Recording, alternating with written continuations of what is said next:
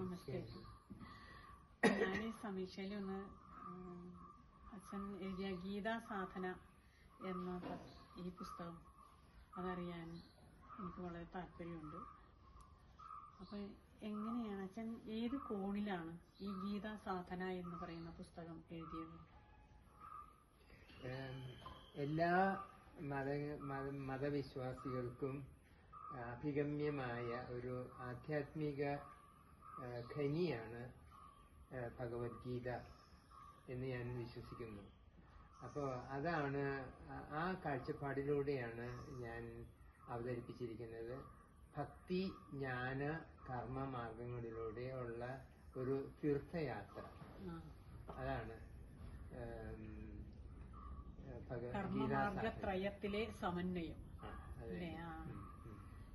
ഭക്തി, ജ്ഞാന, കർമ്മമാർഗത്രയത്തിലെ സമന്വയം. ത്രയത്തിലെ എന്ന് പറയുമ്പോൾ അതാ മൂന്നിലും കൂടിയുള്ള ആത്മീയത വികസിക്കുന്നത് എങ്ങനെയാണ് ഒരു യാത്ര. അതെ. അപ്പോ ഇത് മാതൃഭൂമിയിലാണ്. അതെ, മാതൃഭൂമിയില് 2 വർഷം മുൻപ് പ്രസിദ്ധീകരിച്ചത്.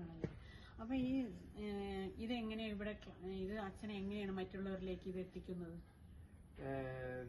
അതെ, ക്ലാസ് മുഖേനയാണോ, അതല്ലെങ്കിൽ ഇവിടെ ക്ലാസ് ഹട്ടൊക്കെ ഉണ്ടല്ലോ, അപ്പൊ ഇവിടെ എങ്ങനെയാണ്, ഇവിടെ ക്ലാസ് നടത്തുന്നുണ്ടോ ഇതിനോടനുബന്ധിച്ചിട്ടുള്ള? ഗീതാ സാധന എന്ന് പറയുന്ന ഒരു കോഴ്സ് ജനുവരിയിൽ ഞാൻ നടത്തുന്നുണ്ട്, മെഡിറ്റേഷൻ കോഴ്സ്. അതുകൂടാതെ അറിഞ്ഞ് കേൾക്കുന്നവർ ഇത് വാങ്ങിക്കും. മാതൃഭൂമി സ്വയമായിട്ട് പല ബുക്ക് ഷോപ്പുകളിലൂടെയും അത് വിതരണം ചെയ്യുന്നുണ്ട്, വിൽക്കുന്നുണ്ട്. അപ്പൊ അച്ഛന്റെ ഈ ഇവിടെ സമീക്ഷ എന്ന് പറഞ്ഞ ഈ ആശ്രമത്തെ കാണുകയും ഇവിടെ ഒരു വലിയ ലൈബ്രറി ഒക്കെ ഉണ്ടല്ലോ. പിന്നെ ഈ അച്ഛന്റെ ഈ ചില പ്രവർത്തനങ്ങൾ എന്തൊക്കെയാണ്, ആ ഗീതയോടനുബന്ധിച്ചിട്ടുള്ള ആ ഗീതാ യജ്ഞം എന്ന് തന്നെ എനിക്ക് തോന്നുന്നു പറയാൻ. കാരണം എല്ലാ മതങ്ങളിലേക്കും അത് സമത്വ ഭാവനയോടെ മുന്നോട്ട് കൊണ്ടുപോകാൻ അച്ഛൻ ശ്രമിക്കുന്ന ആ ഒരു ഭാവങ്ങൾ എന്താണെന്നൊന്ന് അറിയാൻ വേണ്ടി കൂടിയാണ് ഞാനിപ്പോ ഇവിടെ അച്ഛനെ കാണാൻ വന്നത്. പിന്നെ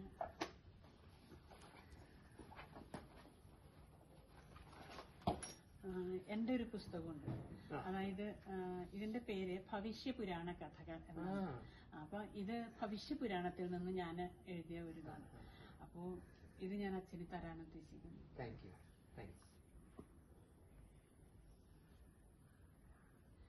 അപ്പൊ നമസ്കാരം. ഇവിടെ പല വ്യത്യസ്ത മതങ്ങളിൽ പെടുന്നവർക്ക് ഒന്നിച്ചു വരാനുള്ള ഒരു ഇടം, അതാണ് സമീക്ഷ കൊണ്ട് അർത്ഥമാക്കുന്നത്. അതുകൊണ്ട് ഒരു ആശ്രമ അന്തരീക്ഷത്തിലാണ് ഇത് സംവിധാനം ചെയ്തിരിക്കുന്നത്. ആശ്രമമാണല്ലോ ഭാരതീയ സംസ്കാരത്തിന്റെ ആധ്യാത്മിക ഉറവിടം. അത് എല്ലാ സാമൂഹിക നവോത്ഥാന സംരംഭങ്ങൾക്കും ആശ്രമത്തിന്റെ പിന്തുണയുണ്ടാകും. അല്ല, ഇന്നത്തെ സമൂഹത്തില് വളരെ മതസ്പർദ്ധകൾ വളർത്തുന്ന തരത്തിൽ പല കാര്യങ്ങളും നടക്കുന്നുണ്ട്. അത് നമുക്ക് സങ്കടകരം തന്നെയാണ്. കാരണം അപ്പൊ ശരിക്കും പറഞ്ഞു കഴിഞ്ഞാൽ ഇത് എല്ലാവരെയും ഒന്നിപ്പിക്കാൻ അച്ഛൻ നടത്തുന്ന ഒരു ശ്രമത്തിന്റെ ഭാഗവും കൂടിയാണ്. അതെ. എല്ലാവരും ഈ മതങ്ങളിൽ വൈവിധ്യമുണ്ട്, അത് നമ്മൾ ആദരിക്കണം. പക്ഷേ വന്നിച്ചില്ലെങ്കിലും നിന്ദിക്കരുതെന്നാണല്ലോ പറയുന്നത്. ആത്മീയതയിൽ ഏകത്വമുണ്ട്. മതങ്ങളിലെ വൈവിധ്യം ആദരിക്കുക, ആത്മീയതയിൽ ഏകത്വം കണ്ടെത്തുക. അതാണ് സമീക്ഷയുടെ ആദർശം. അപ്പൊ അങ്ങനെ ആവട്ടെ. ഞാൻ പിന്നെ അടുത്ത ഒന്നുകൂടി ഞാൻ അച്ഛനെ കാണാൻ വരുന്നുണ്ട്. അപ്പോൾ കുറേയും കൂടി വിശദമായിട്ട് കാര്യങ്ങൾ അറിയാം.